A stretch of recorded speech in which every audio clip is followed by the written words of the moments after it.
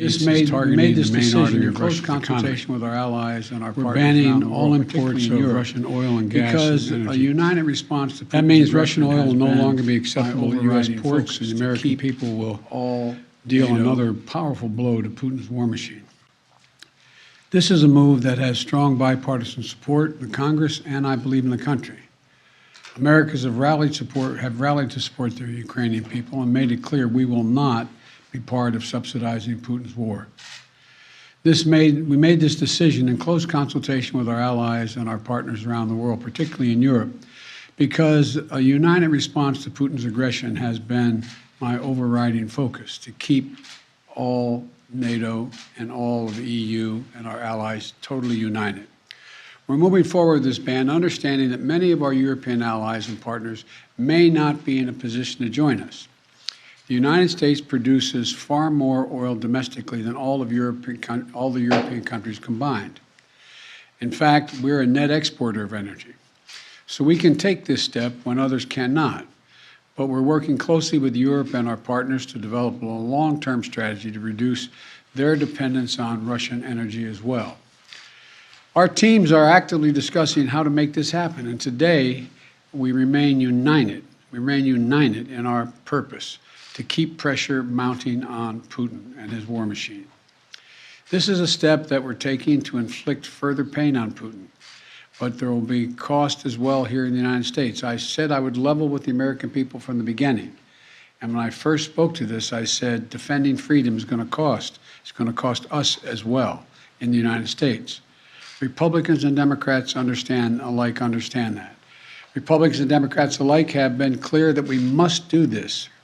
Over the last week, I've spoken with President Zelensky several times to hear from him about the situation on the ground and to consult and continue to consult with our European allies and about U.S. support for Ukraine and the Ukrainian people.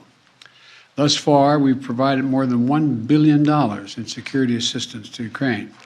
Shipments of defensive weapons are arriving in Ukraine every day from the United States, and we, the United States, are the ones coordinating the delivery of our allies and partners of similar weapons, from Germany to Finland to the Netherlands. We're working that out. We're also providing humanitarian support for the Ukrainian people, both those still in Ukraine and those who have fled safely to a neighboring country. We're working with humanitarian organizations to surge tens of thousands of tons of food, water, and medical supplies into Ukraine, and with more on the way. Over the weekend, I sent Secretary Blinken to visit the border between Poland and Ukraine and to Moldova to see what the situation was firsthand and report back. General Milley, Chairman of the Joint Chiefs of Staff of our Defense Department, was also in Europe, meeting with his counterparts and allies on NATO's eastern flank to reassure them, those countries bordering Russia, NATO countries, that we will keep our NATO commitment, a sacred commitment of Article 5. The Vice President Harris is going to be traveling to meet with our allies in Poland and Romania later this week as well. I've made it clear that the United States will share in the responsibility of caring for the refugees so the costs do not fall entirely on the European countries bordering Ukraine. And yesterday I spoke with my counterparts in France, Germany, and the United Kingdom about Russia's escalating violence against Ukraine and the steps that we're going to take together with our allies and partners around the world to respond to this aggression. We are enforcing the most significant package of economic sanctions in history, and it's causing significant damage to Russia's economy. It has caused Russian economy to, frankly, crater. The Russian ruble is now down to 50%, by 50% since Putin's announced his war. 1 ruble is now worth less than 1 American penny. 1 ruble is less than 1 American penny. And preventing Russia's central bank from propping up the ruble and to keep its value up. They're not going to be able to do that now. We cut Russia's largest banks from the international financial system, and it has crippled their ability to do business with the rest of the world. In addition, we're choking off Russia's access to technology like semiconductors and sap its economic strength and weaken its military for years to come. Major companies are pulling out of Russia entirely. without even being asked, not by us. Over the weekend, Visa, MasterCard, American Express, they all suspended their services in Russia, all of them, joining a growing list of American and global companies from Ford to Nike to Apple. They've suspended their operations in Russia.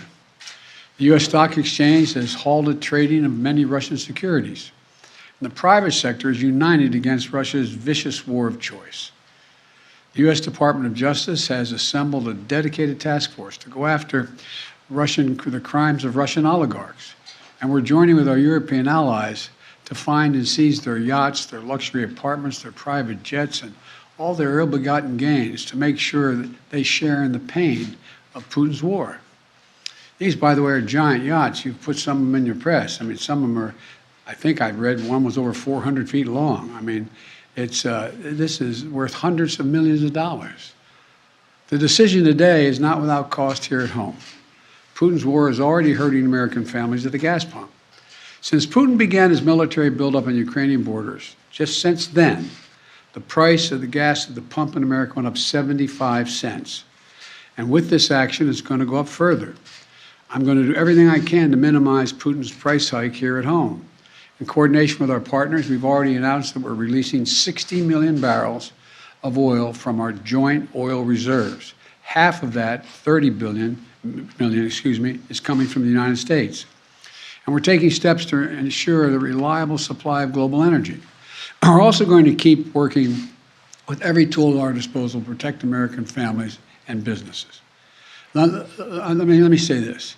To the oil and gas companies and to the finance firms that back them, we understand Putin's war against the people of Ukraine is causing prices to rise. We get that. That's self-evident. But, it's no excuse to exercise excessive price increases or padding profits or any kind of effort to exploit this situation or American consumers, exploit them. Russia's aggression is costing us all. And it's no time for profiteering or price gouging. I want to be clear about what we'll not tolerate. But I also want to acknowledge those firms and oil and gas industries that are pulling out of Russia and joining other businesses that are leading by example. This is a time when we have to do our part and make sure we're not taking advantage. Look, let me be clear about two other points. First, it's simply not true that my administration or policies are holding back domestic energy production. That's simply not true.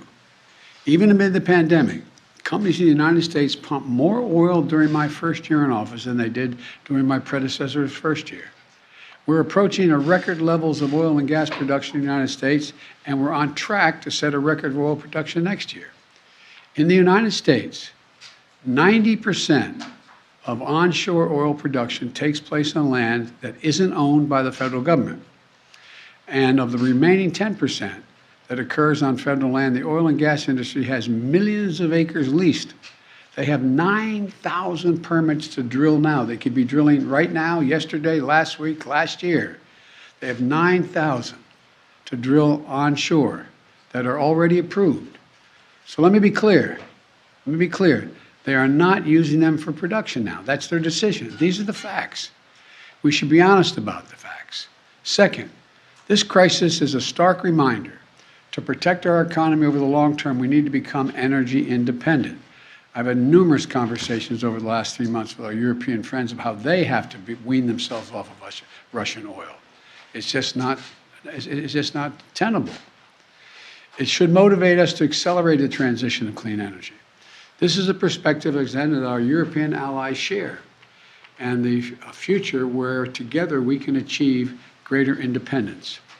Loosening environmental regulations or pulling back clean energy investment will not lower energy prices for families. But transforming our economy to run on electric vehicles powered by clean energy with tax credits to help American families winterize their homes and use less energy, that will help. And if we do what we can, it will mean that no one has to worry about the price of the gas pump in the future. That'll mean tyrants like Putin won't be able to use fossil fuels as weapons against other nations. And it will make America a world leader, manufacturing and exporting clean energy technologies of the future to countries all around the world. This is the goal we should be racing toward. Over the last 2 weeks, the Ukrainian people have inspired the world, and I mean that in a literal sense. They've inspired the world with their bravery, their patriotism, their defiant determination to live free.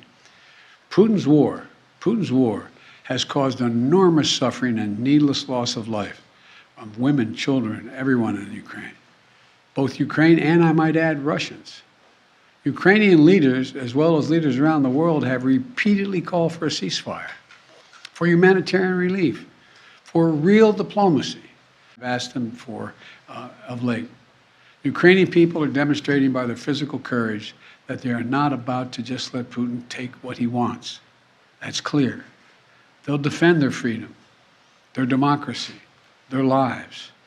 And we're going to keep providing security assistance, economic assistance, and humanitarian assistance. We're going to support them against tyranny, oppression, violent acts of subjugation. People everywhere, and I think it's maybe even surprised some of you all, people everywhere are speaking up for freedom. And when the history of this war is written, Putin's war on Ukraine will have left Russia weaker and the rest of the world stronger. May God bless all those heroes in Ukraine. And now I'm off to Texas. Thank you very, very much. I know there's a lot of questions. I know there's a lot of questions, but there's a lot more that has to be made clear, and I'm going to hold on that until we get more information. Thank you. Appreciate it.